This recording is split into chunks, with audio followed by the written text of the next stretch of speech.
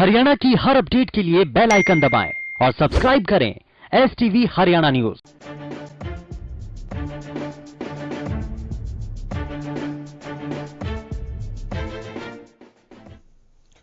नमस्कार, स्वागत है आपका। मैं हूं गौरव कुमार पांडे। पूरी दुनिया इस वक्त एक ही दर्द से गुजर रही है, वो है कोरोना का दर्द।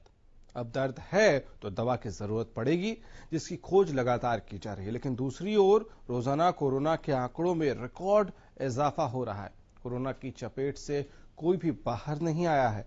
आम लोगों के साथ साथ खास लोग भी इसकी चपेट में हैं। यही वजह है कि हरियाणा के मुख्यमंत्री मनोहर लाल ने कोरोना टेस्ट करवाया। रिपोर्ट नेगेटिव आने के बाद भी खुद को उन्होंने 3 दिन के लिए होम क्वारंटीन किया है। प्रदेश के अलग अलग जिलों में कोरोना के मामलों में नए नए रिकॉर्ड बन रहे हैं। ऐसे में हम लगातार गुजारिश कर रहे हैं आपसे कि आप सतर्क रहिए, क्योंकि कोरोना के खिलाफ अचूक हथियार सिर्फ और सिर्फ सही जानकारी और सावधानी ही है।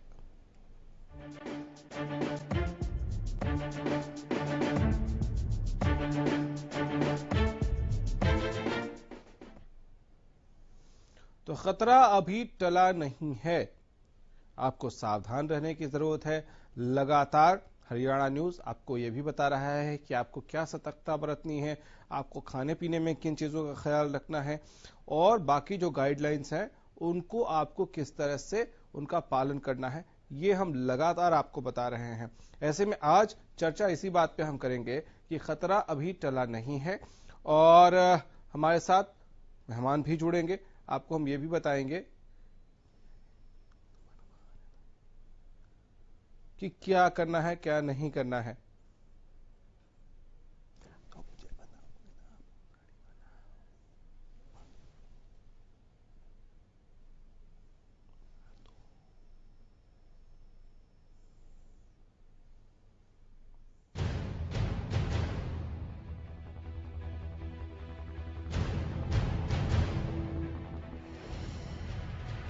हरियाणा में कोरोना संक्रमण के मामलों में बढ़ोतरी लगातार जारी है।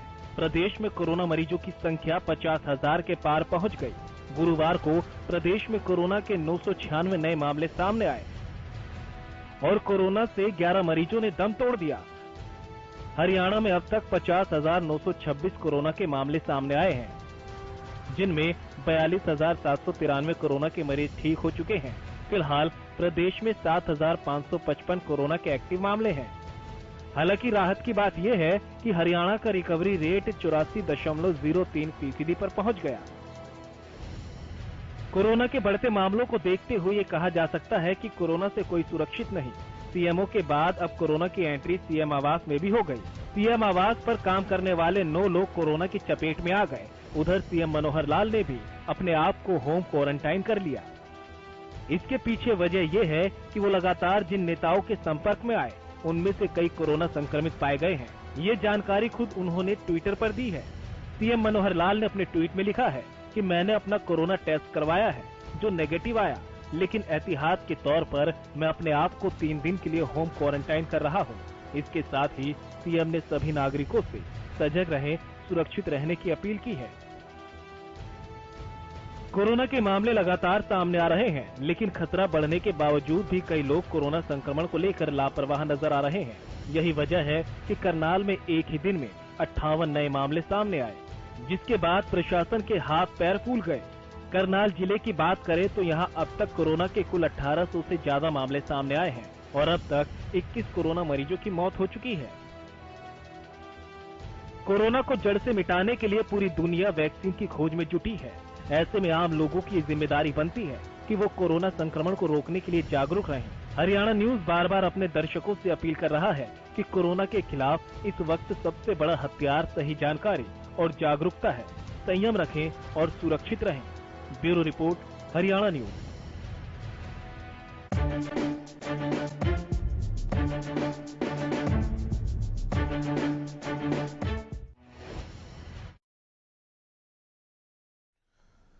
तो बीमारियों को मात देना है आपको, सोने और उठने का वक्त तय करना है आपको। नियम से कसरत करें, योग करें, मतलब एक्सरसाइज जरूरी है। अपने शरीर को पर्याप्त धूप भी दें। धूप बहुत जरूरी है। सुबह की धूप रोग प्रतिरोधक क्षमता को बढ़ाती है और अगर आप धूप दे सकते हैं शरीर को तो बहुत अच्छा है। मेटाबॉलिज्म जितना अच्छा होगा, रोग प्रतिरोधक क्षमता उतनी बेहतर होगी। लहसुन, अदरक, खट्टे फलों का सेवन इस वक्त कर सकते हैं, लेकिन कोशिश करिए कि ऐसी कोई चीज न खाएं जिससे आपको जुकाम या खांसी हो जाए। खट्टे फल विटामिन सी के अच्छे स्रोत होते हैं। रोग प्रतिरोधक क्षमता बढ़ाने के लिए खूब पानी पिएं आप।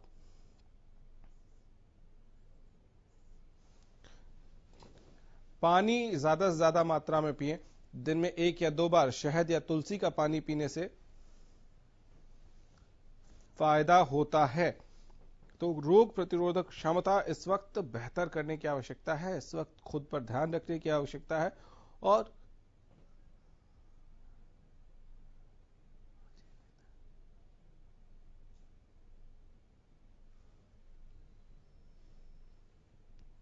अजय मेहता हमारे संवाददाता हमारे साथ जुड़ गए हैं। अजय, लगातार जिस तेजी से आंकड़ा बढ़ रहा है, हम जानते हैं कि ये मुसीबत की घड़ी है।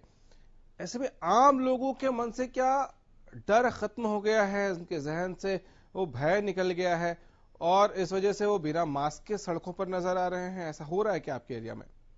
गौरव, बिल्कुल। देखिए, कमोबेश स्थिति सब जगह ऐसी है। जब कोरोना का आगाज हुआ था भारत में, तब एक डर हावी था और कोरोना के जो संख्या थी वो कम थी।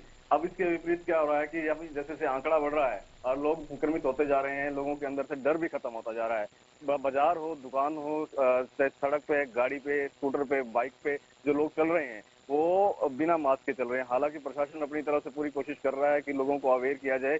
कहीं ना कहीं जो है लोग इस मास्क को लगा के चलें और साथ में सोशल डिस्टेंसिंग की पालना करें। लेकिन जो लोग हैं वो कहीं ना कहीं जो है बड़े लापरवाह होते जा रहे हैं। उसकी सबसे बड़ा खामियाजा जो है लोगों को भुगतना भी पड़ रहा है। बड़ी तेजी से जो संक्रमण फैल रहा है और रोज ही दर्जनों केस जो है रजिस्टर्ड हो रहे हैं। जी ठीक है। अब लोग लापरवाही कर रहे हैं तो क्या प्रशासन और ज्यादा सख्त हो गया है?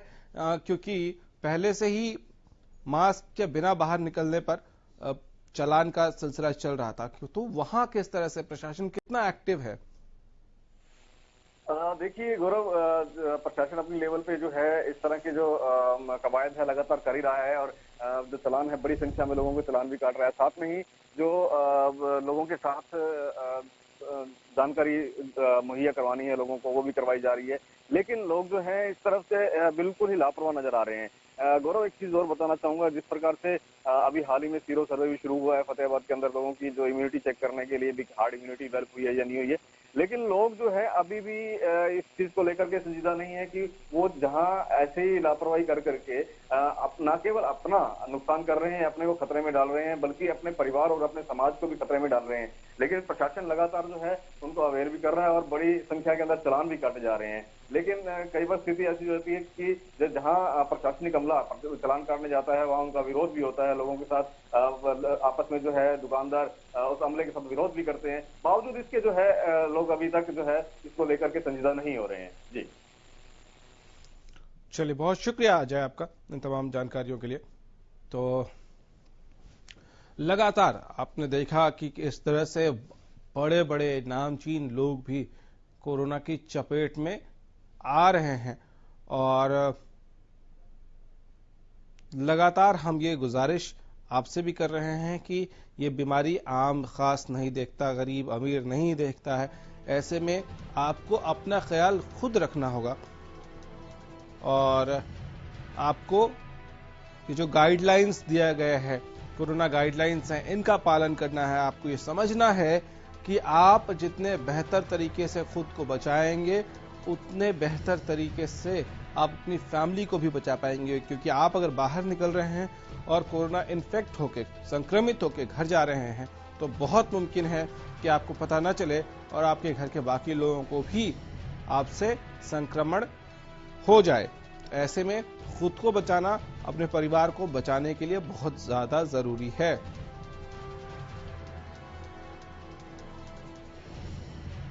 तो आपको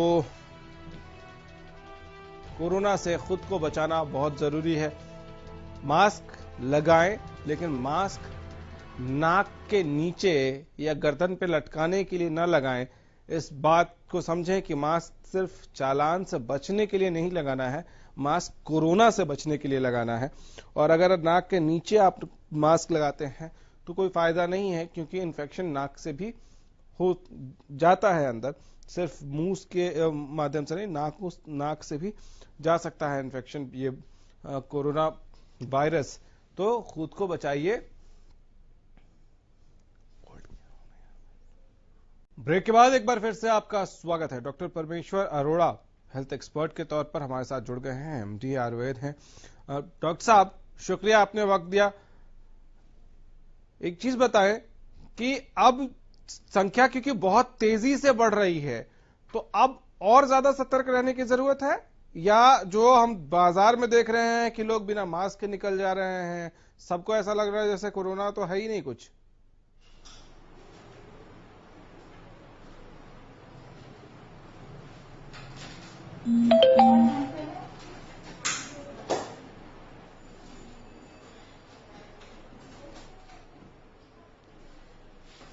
डॉक्टर साहब, आवाज पहुंच रही है आप तक?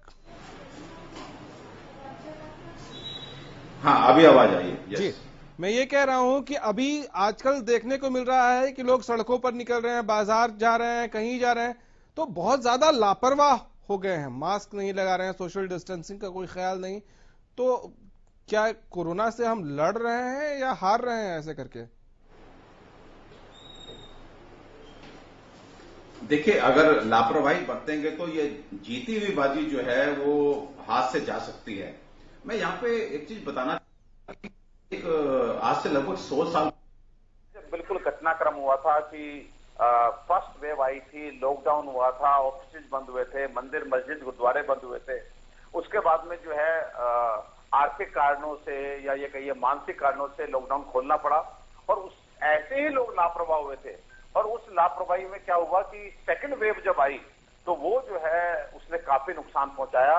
और आपको जान के हैरानी होगी कि इतनी संख्या में लोग मरे थे कि आज मैं बोलने से भी डरता हूं उस संख्या को। तो मुझे लगता है कि लोगों को अभी संभल के रहना चाहिए। और डेफिनेटली देखिए, आज हमारे जो सर्वे हो रहे हैं, हम सीरोलॉजिकल स्टडीज करा रहे हैं, उसमें दिल्ली का आप देखिए कल आया है। तो कल की स्टडी में पता लग क्या है, आप देखिए कल आया है, तो कल की स्टडी में पता लग क्या आया कि 1/3 पॉपुलेशन जो है वो अफेक्टेड हो चुकी है।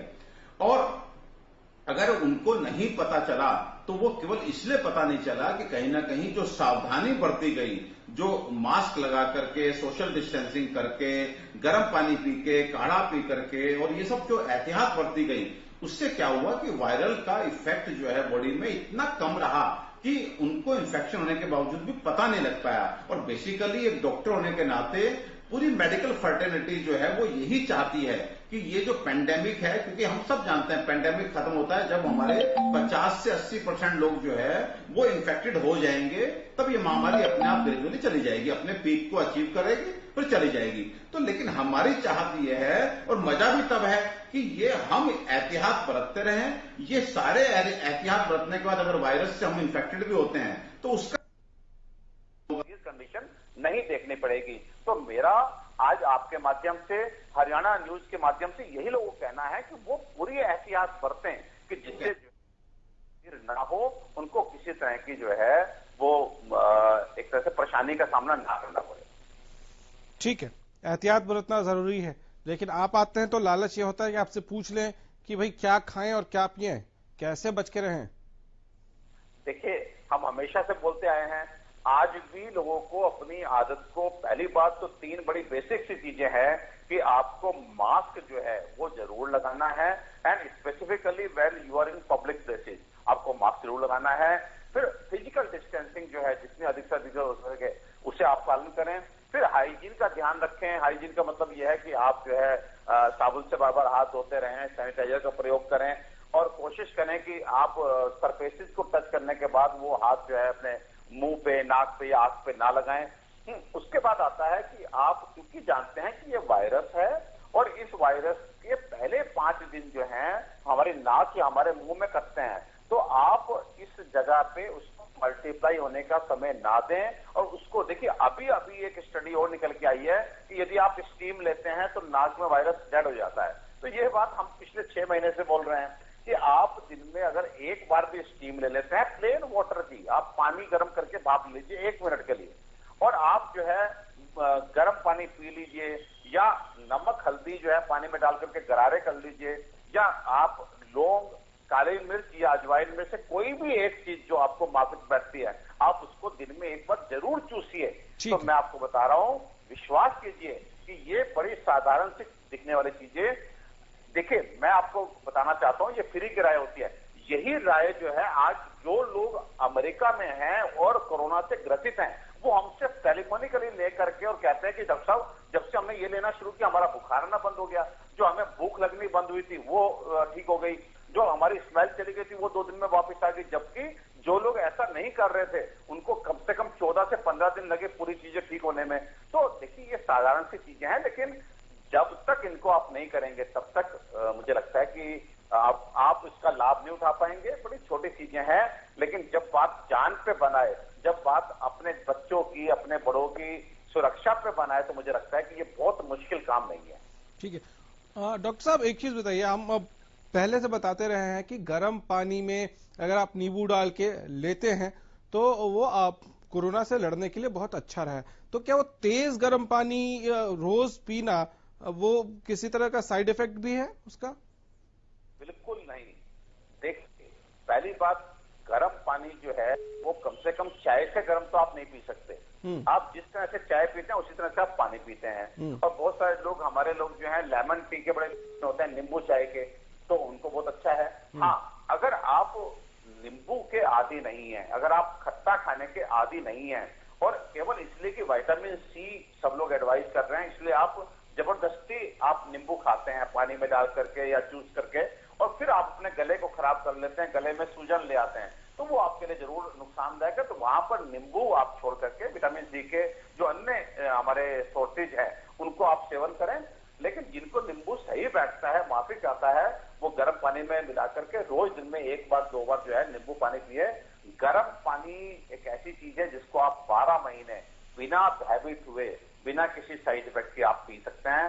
कहीं से कोई साइड इफेक्ट होने की गुंजाइश ही नहीं है। किसी को यदि पित्त की प्रकृति है, गर्म पानी वैसे ठीक नहीं बैठता, तो वो जो है हल्का गर्म पानी पी ले, वो केवल गरारे तक कर ले। तो वी हैव ऑप्शन, हमारे पास तरीके सब है, केवल कुतर्क नहीं चलेगा कि एक कप गर्म पानी मुझे नुकसान करता है तो आप गरारे कीजिए, आप गर्म मसाले चूसिए, आप स्टीम लीजिए। ठीक, डॉक्टर साहब बहुत शुक्रिया आपका हमारे साथ जुड़ने के लिए। बहुत महत्वपूर्ण बातें आपने साझा की हमारे दर्शकों के साथ। तो बीमारी अभी खत्म नहीं हुई है, खुद को बचाइए ताकि आपका परिवार भी सुरक्षित रहे। फिलहाल इतना ही, इजाजत दीजिए, नमस्कार।